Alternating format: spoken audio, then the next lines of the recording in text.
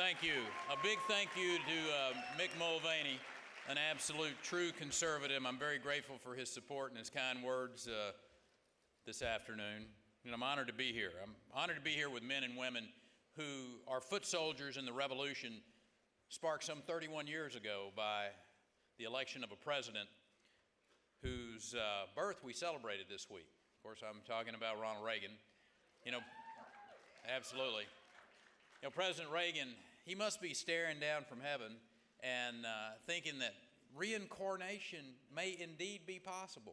When he looks at, somehow Jimmy Carter's failed presidency could reappear in the form of Barack Obama. I mean, he's got to be thinking that. As many of you know, I had certain ideas about putting an end to this president's failed administration.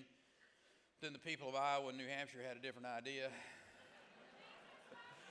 But, back at Texas A&M, my alma mater, we had a very unique way of addressing defeat.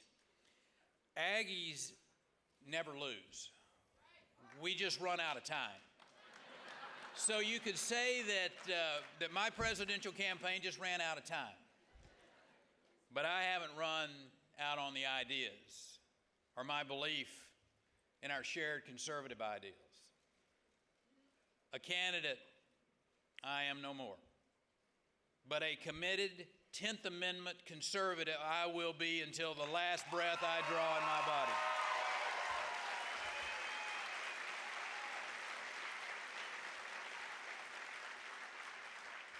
You see, this election is not about merely ending economic misery, record debt, runaway spending, failed Washington policies represented in the form of the Obama administration. The question has never been whether Obama must go, but what kind of leadership is needed to replace him to get this country back on track. We do the American people no great service if we replace the current embodiment of big government with a lukewarm version of the same. We need to stop pretending that the main goal of the Republican governance is to do the same thing as Democrats, but just don't spend as much money. Quit believing that. Quit doing that. We didn't lose the House in 2006 because of an unpopular war, but because the Republican Party had traded in its calling card of fiscal conservatism on the road to those corrupting earmarks, excessive spending, and bigger government. That's why we lost.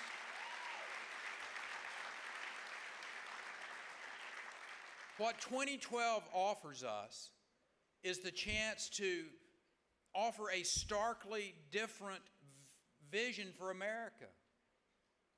And we can't tinker our way to victory. We've got to be bold. We've got to be clear. We must embrace constitutional conservatism. The argument is not just about how much we spend on various programs.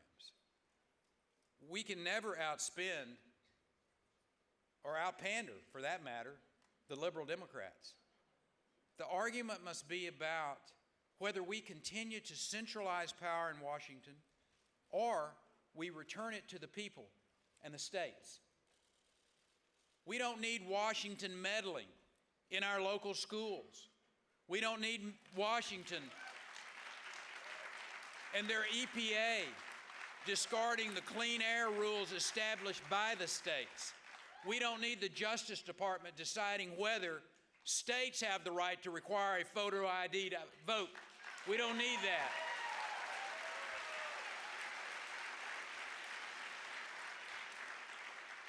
We don't need a Washington that requires governors to come into Washington, D.C. and to grovel for health care waivers so that they can take care of their poorest citizens in a cost-effective manner. I've been fighting this type of Washington overreach for 10 plus years. Last year, I proudly signed a budget that ended all state funding for Planned Parenthood in my state.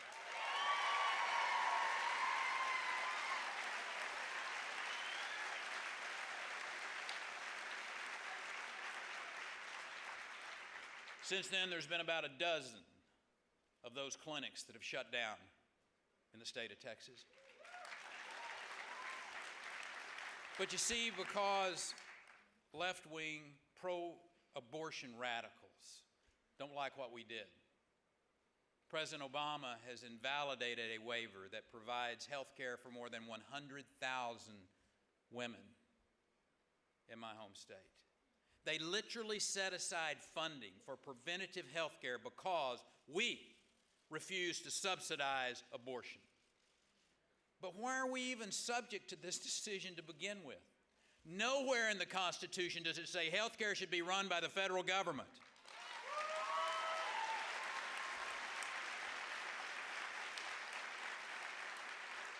Washington has no right to dictate how and from whom you receive health care, what your children learn in schools, or how you clean your air or protect your environment. That is not their role. And if we elect leaders from the Republican Party who preserve the current state of the bureaucracy, that command and control policy from Washington, D.C., we get the government we deserve. We ought to either be true 10th Amendment patriots or strip it out of the Constitution. One of the two. The separations of powers doctrine is not merely about checks and balances between Congress, the executive branch, and the federal judiciary. It's also about divided sovereignty between federal government and the states. Our founding fathers, from Madison to Washington, knew that if we centralize power in an all-encompassing federal bureaucracy, that one day the central government could become as intrusive and as powerful as that distant crown from which they fought for liberty. Our founders also protected and defended religious freedoms in our Constitution and our young nation. Today, even our religious freedoms are under attack from the Obama administration in Washington. This Justice Department tried to insert themselves in the hiring decisions of religious organizations by challenging the ministerial exception. Now, fortunately, they failed on a 9-0 vote, I might add. Even those left-wing justices of the Supreme Court thought that was too far a step. Now, though, this administration is assaulting the Catholic Church and people of faith across our nation by forcing their pro-abortion agenda on religious hospitals, on charities, and on employees. The Obama administration's war on faith must be defeated. We must win this war.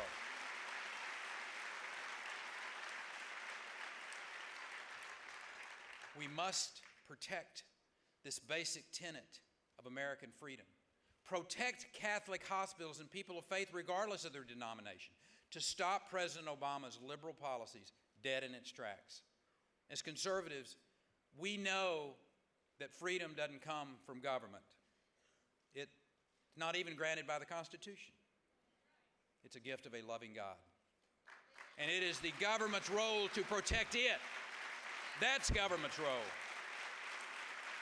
The federal role in safeguarding freedom is preeminently about defending our nation from foreign powers by securing the border and building a strong military.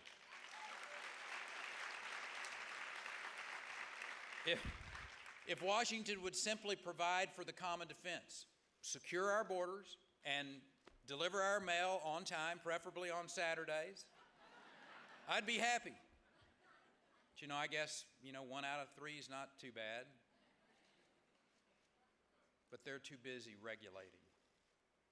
They're too busy regulating our freedoms than to fulfill their basic responsibilities and obligations.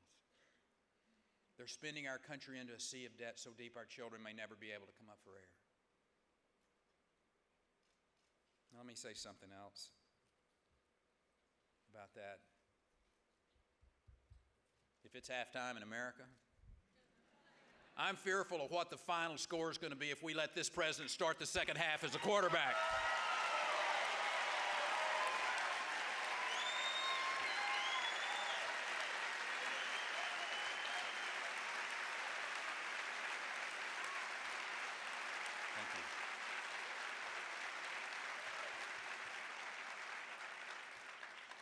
You know, much has been said lately about who really supports free enterprise and who doesn't. Let me make something abundantly clear. We've got the greatest capitalist system in the world, but it will not continue to be if we use government to remove risk from the system. Success on Wall Street shouldn't come at the expense of Main Street. Wall Street and Washington, that cabal must be broken up. You take the housing crisis as a great example. The Washington politicians pressured Fannie, Freddie, and the banks to provide this easy lending to put more Americans in homes that they couldn't afford. The Federal Reserve pushed interest rates artificially low. The subprime market exploded with these risky loans. Some Americans thought if you could get the house for $0 down and they could figure out how to pay the balloon note later. No one was watching the rating companies, the agencies that were giving these AAA ratings to complex securities that were filled with high-risk loans. When the market crashed, those on Wall Street who saw it coming, they made millions. And those who didn't see it coming, they got bailed out. Now we learn that 700 billion TARP payment, that was kind of paltry compared to the secret loan guarantee of $7.7 trillion. You ought to be outraged. You ought to be incensed. Those paying the price are not the large banks who were over-leveraged, not the insurance companies that took on too much risk, not even the executives who continued to reap these large bonuses even after the walls came tumbling down. Nope. It was people like you and me. It was those of you in this audience and all across this country that are paying the price. Average Americans, Main Street, businesses, our children, who stand to inherit the worst financial mess that this country's ever seen. And it's wrong. And it's unfair. And it's weakening America. And we need to clean up the corruption from K Street to Wall Street so they can't gamble with our children's future ever again.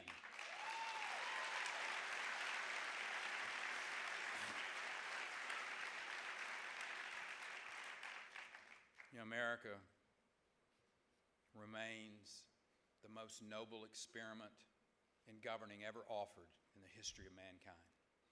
For the first time ever, the founders of a nation recognized our rights are endowed by our Creator. And after winning our freedom, they didn't centralize power amongst themselves. They gave it back to the people.